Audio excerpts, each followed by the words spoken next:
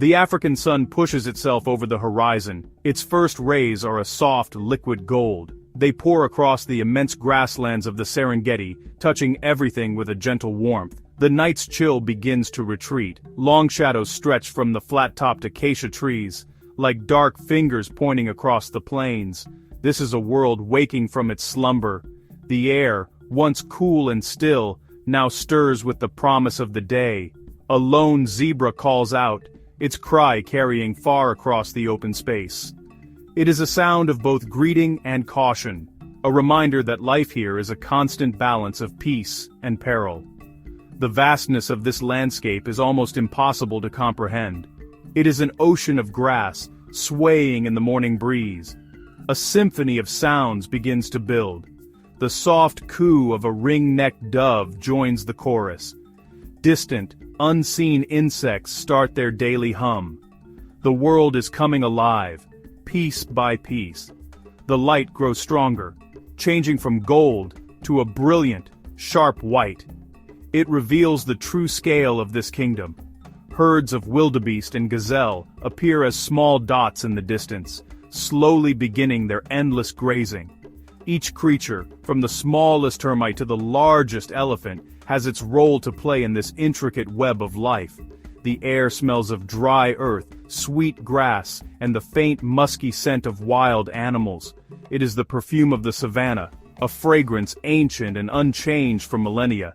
This is a land of breathtaking beauty, but also of profound hardship. Every sunrise marks the start of another struggle for survival. For the hunters and the hunted, the day ahead will be a test of strength, wit, and endurance.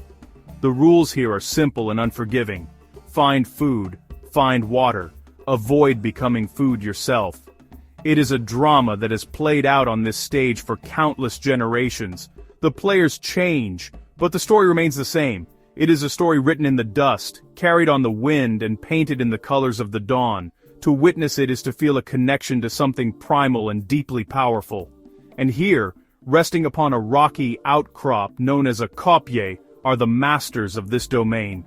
The Ndona Pride. A family of lions, their tawny coats blending almost perfectly with the sun-drenched stone. They are still, their powerful bodies relaxed in the morning light. But even in rest, there is an undeniable air of authority about them. They are the apex predators, the rulers of this vast expanse. Their presence shapes the lives of every other creature, for miles around. As the sun climbs higher, their day, and the relentless challenge of survival, is about to begin.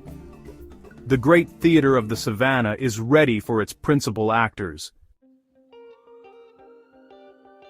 The Ndona Pride is a complex society, a tapestry woven from threads of loyalty, power, and blood. At its heart are the lionesses. There are 6 of them, sisters, cousins, and mothers, bound together by a lifetime of shared experience. They are the true core of the pride.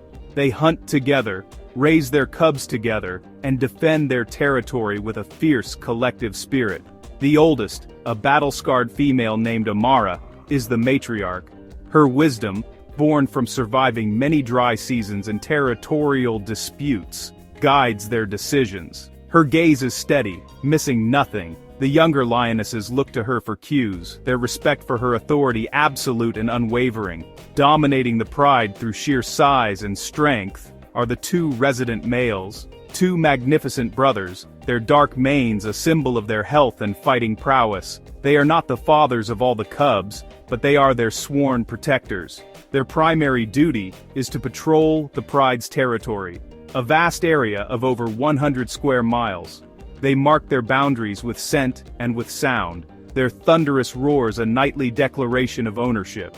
These roars can travel for 5 miles, a clear warning to any rival males who might dare to challenge their reign. Their lives are a constant state of vigilance, for their hold on this dynasty is always under threat.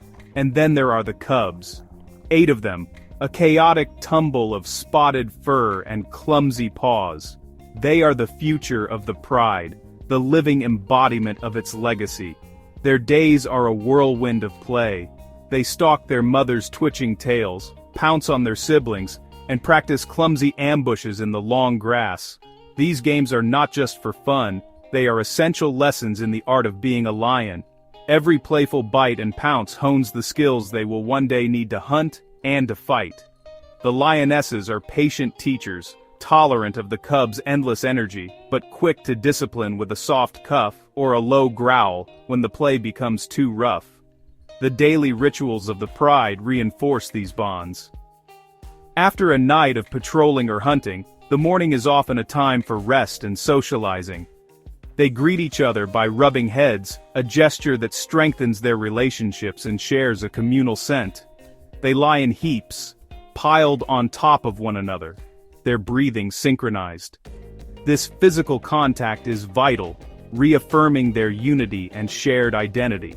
It is a portrait of familial peace.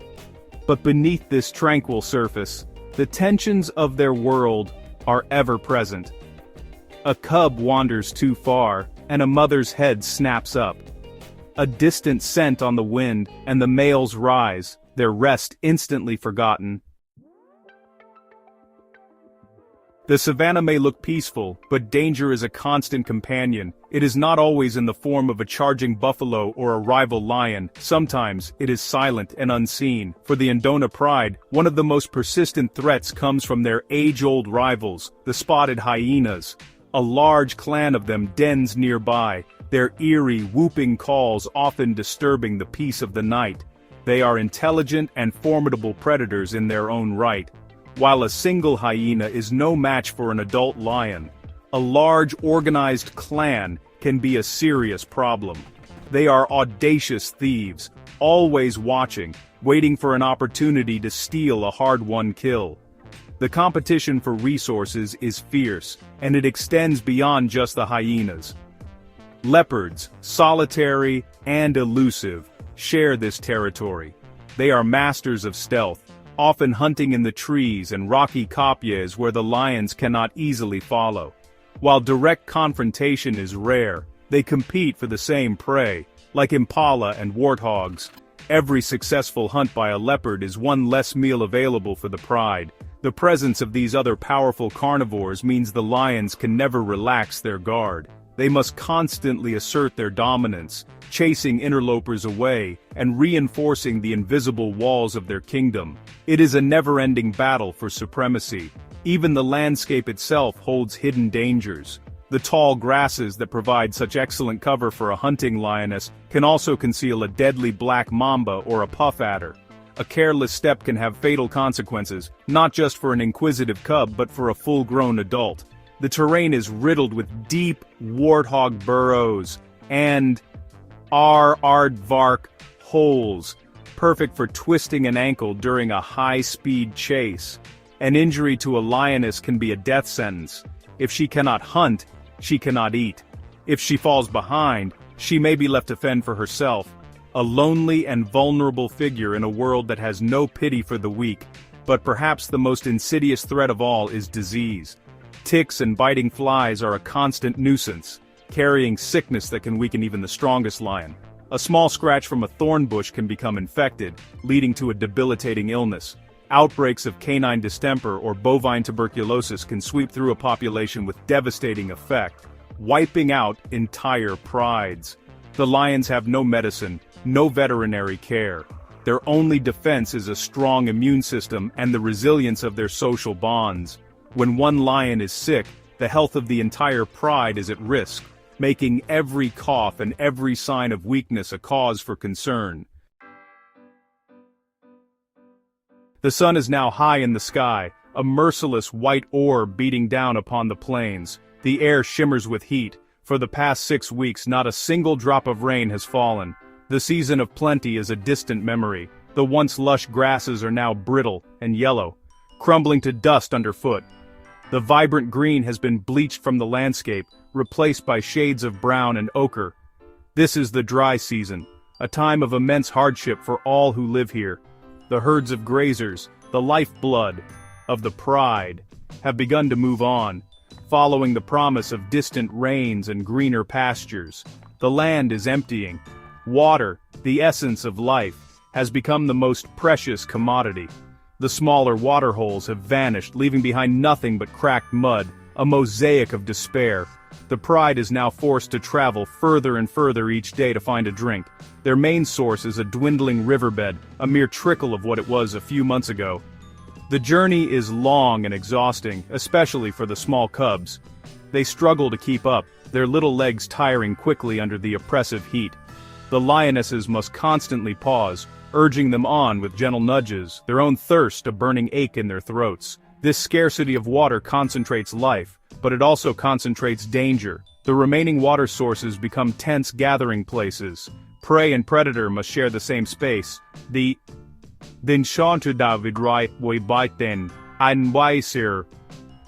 mutual need for water overriding their instinctual fear. A nervous herd of zebra drinks hastily, their eyes wide, constantly scanning the riverbanks. The lions too are exposed and vulnerable, as they lower their heads to drink. A crocodile could be lurking in the murky shallows, or a herd of buffalo, notoriously aggressive when they feel threatened, could be just around the bend. Every sip is taken with a sense of urgency and unease. The lack of water and the departure of the herds mean one thing above all: hunger. The gnawing emptiness in their bellies becomes a constant preoccupation. The pride's hunts are becoming less frequent and less successful. The remaining prey animals are lean, wary, and fast. The lioness's ribs are beginning to show beneath their tawny coats. Their muscles, though still powerful, are being slowly depleted by malnutrition. The milk of the nursing mothers is thinning, and the cubs' playful energy has been replaced by a listless lethargy. The long thirst is a test of endurance, and for the Ndona pride, it is a test they are in desperate danger of failing. As the afternoon heat begins to wane, a subtle shift occurs within the pride. Rest gives way to a quiet alertness. Amara, the old matriarch, rises first. She stretches, her powerful muscles rippling, and scans the horizon. The hunger is now a driving force that just cannot be ignored. The cubs are weak, and well, the survival of the pride depends on a successful hunt. One by one, the other lionesses rise to join her. There is no sound, no signal exchange that a human could perceive. Yet they all understand. The time has come. The hunt is on. It is a decision made in silence, communicated through a shared instinct forged over generations. They move away from the kopje, leaving the two males behind to guard the cubs. The male's role is not to lead the hunt. Their size and those conspicuous manes make them ill-suited for stealth. This is the lioness's domain. They walk with a low, purposeful gait, fanning out into a loose formation. Their movements are fluid and synchronized, like a troupe of dancers who have rehearsed their steps 1,000 times. They use the contours of the land, the scattered bushes and long grass to mask their approach. Each lioness seems to know her position instinctively, creating a slowly closing net around their intended target. Their target is a lone bull wildebeest, separated from its herd. It is a large and powerful animal, a formidable opponent even for a team of lions. But it is old, and perhaps just a little careless. It grazes, oblivious to the silent golden shapes closing in around it. The lionesses are the embodiment of patience. They move only when the wildebeest lowers its head to eat, freezing instantly the moment it looks up. Minutes stretch into an hour. The sun dips lower, casting long, dramatic shadows that provide further concealment. The tension is immense, a palpable force in the cooling air. Every nerve is taut, every muscle coiled and ready. This is the silent ballet of the savannah. It is a performance of immense skill, teamwork, and concentration. A single mistake could ruin everything. A snapped twig, a dislodged stone, a scent carried on a sudden gust of wind. Any of these could alert the wildebeest and send it thundering away, leaving the hunters with nothing but dust and disappointment. The lionesses inch forward, belly to the ground, their amber eyes fixed on their quarry. They are now within the final 50 meters. The moment of confrontation is drawing near.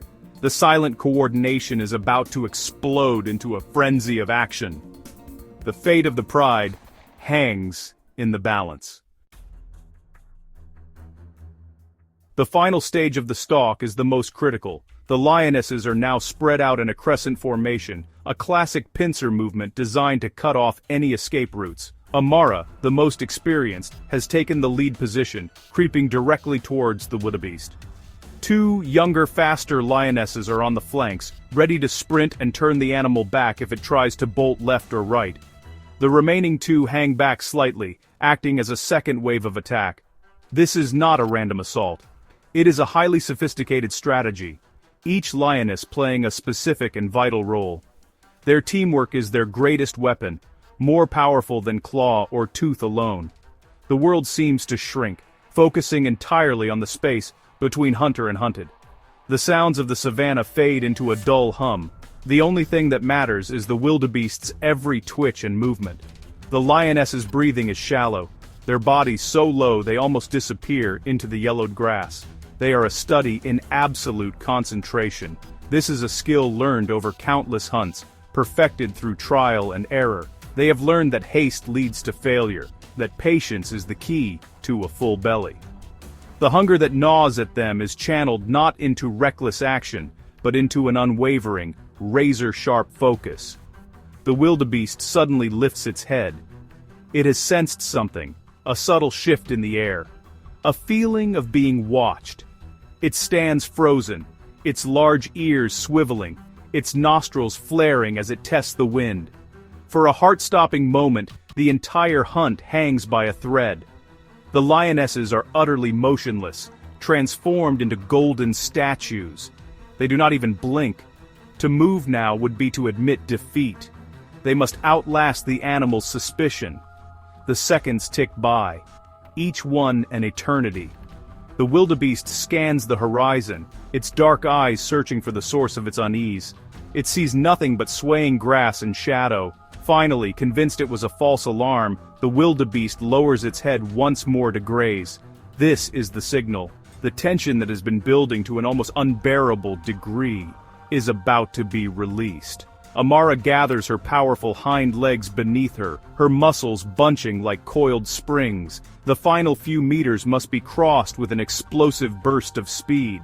She has chosen her moment with a lifetime of experience. The light is fading, her position is perfect, and her target is momentarily distracted. The silent, patient stalk is over. The time for the chase, for the raw and violent struggle for life, has arrived. With a surge of power that seems to defy her lean frame, Amara explodes from the grass. The chase is on. For a split second, the wildebeest is frozen in shock, but its powerful survival instincts kick in. It wheels around and bolts, its hooves thundering against the hard-packed earth. It is astonishingly fast, a blur of dark muscle and horn. But the lionesses on the flanks are already moving, their own sprints timed to perfection. They race to cut off the wildebeest's escape, their bodies stretched out, devouring the ground in huge, graceful strides. Their goal is not to make the kill, but to turn the panicked animal back towards the center, towards Amara. The wildebeest, seeing its path blocked, swerves violently. It runs straight towards the older, heavier lioness. This is exactly what Amara was waiting for. As the huge animal bears down on her, she does not flinch. At the last possible moment, she launches herself into the air. It is a leap of incredible power and courage. She lands on the wildebeest's broad rump, her claws digging deep for purchase.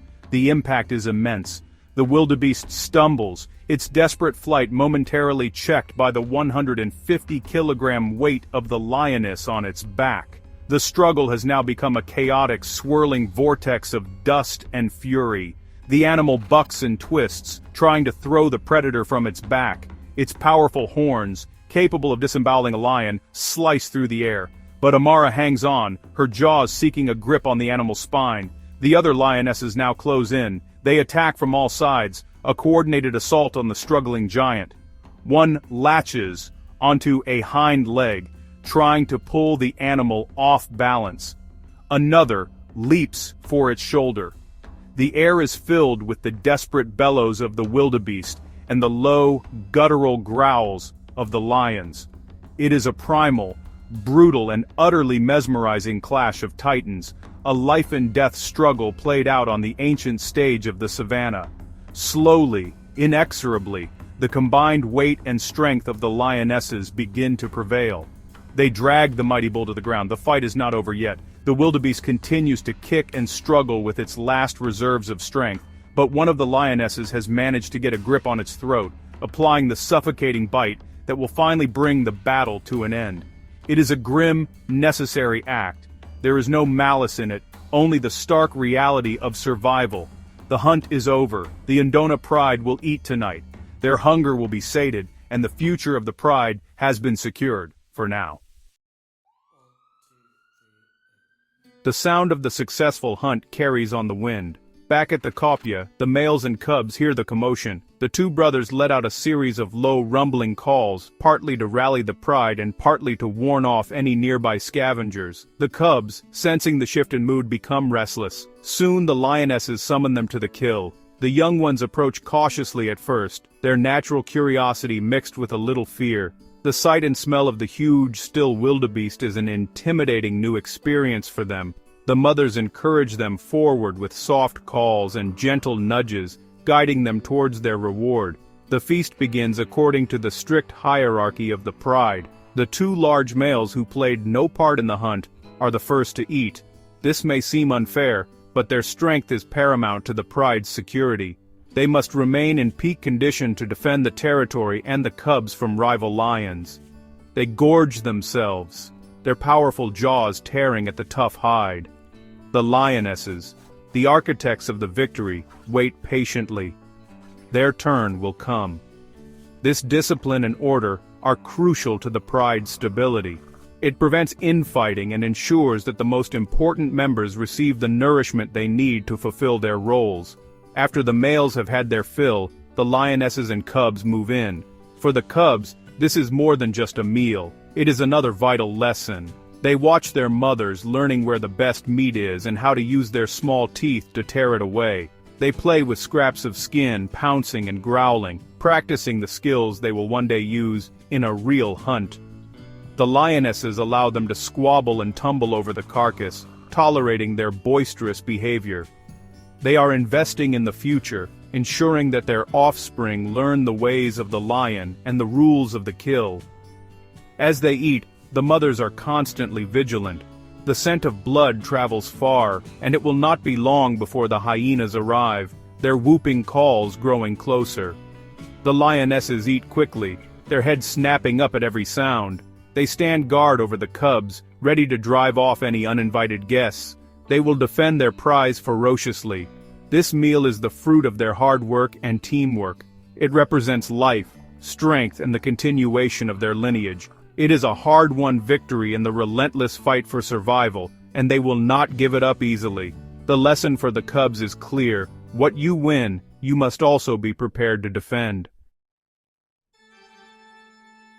As the last of the light drains from the sky, the pride is satiated. Their bellies are full for the first time in weeks. A deep sense of peace settles over the family. The cubs, their energy restored, engage in a final sleepy game of chase before curling up against their mothers' warm bodies.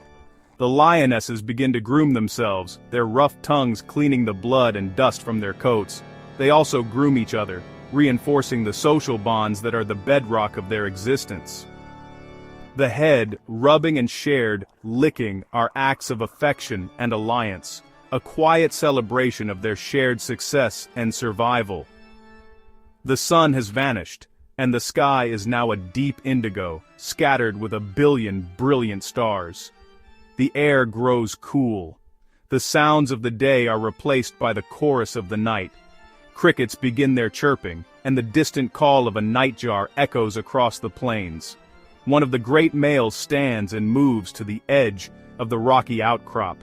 He lifts his magnificent head and lets out a tremendous, earth-shaking roar. It is not a roar of aggression, but one of contentment and dominion. It is a statement that travels for miles, proclaiming that the Undona pride is strong, that their territory is secure, and that they are the masters of this kingdom. To stand here, in the African dark, and listen to that sound is to feel the raw power of this land. It is a humbling experience. It connects you to the ancient rhythms of this continent, to the endless cycle of life and death. You feel the wind on your face, the same wind that carries the lion's roar and the scent of the night-blooming flowers. You see the lions, not as mere animals, but as courageous beings, moving with a purpose and dignity that is profoundly moving. Their existence is a testament to resilience, a constant struggle against the odds in a world of harsh beauty. The night deepens, the pride will rest, digesting their meal, gathering their strength. Tomorrow, the sun will rise again, and the struggle will begin anew. There will be new dangers, new challenges, and the constant pressing need to hunt again. But for tonight, there is peace. There is the security of the family, the comfort of a full stomach, and the hope that the cubs will grow strong enough to one day lead the pride themselves. The Savanna Battleground is quiet for now, resting under the silent, watchful eyes of the stars. The epic story of the Indona pride, a story of struggle and survival, continues.